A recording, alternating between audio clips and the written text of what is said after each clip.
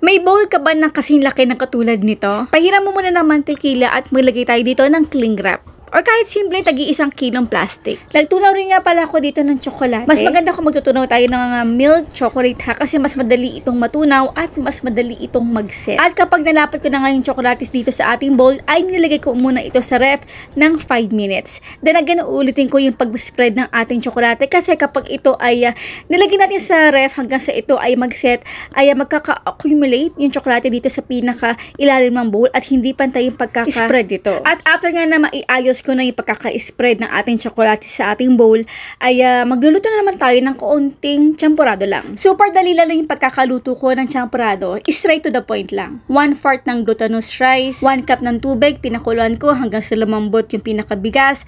Or kapag hindi pa, ay magdagdag na tayo ng konti pang tubig. 2 to 3 tablespoon ng white sugar. Pinaghalo ko yung cocoa powder, 3 tablespoon at 2 tablespoon ng tubig. Again, pinakuluan ko ito hanggang sa maging malapot na katulad nito.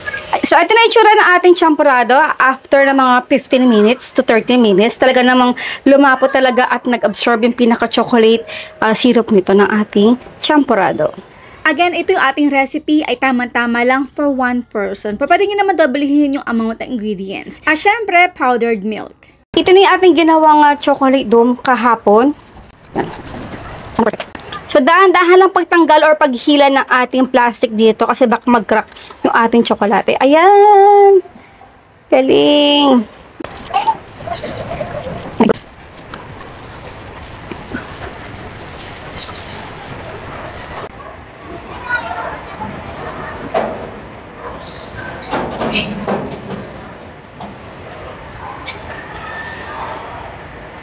O, diba? Ang daming gatas. Kaya naman talagang importante na malapot ang inyong champurado para naman, diba, perfect dito sa ating...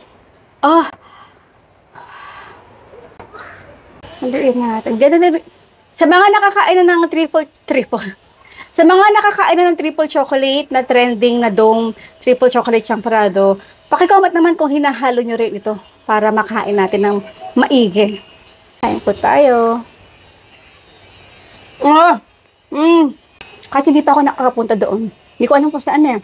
Ang sarap. So, depende rin sa sarap ng mga binibili natin, mga branded na tsokolate sa market. Pero ito kasi, ano lang eh, normal lang naman yung tsokolate na maginamit natin. Pero napakasarap na, guys. Konti lang yung asukal. Yung talagang, actually, hindi lang i-balance yung asukal. Talagang konting-konting asukal lang. Kasi yung ginamit natin dito nga, milk chocolate bar, matamis na. Kaya talaga namang perfect na to dito sa ating triple chocolate. Highly recommend.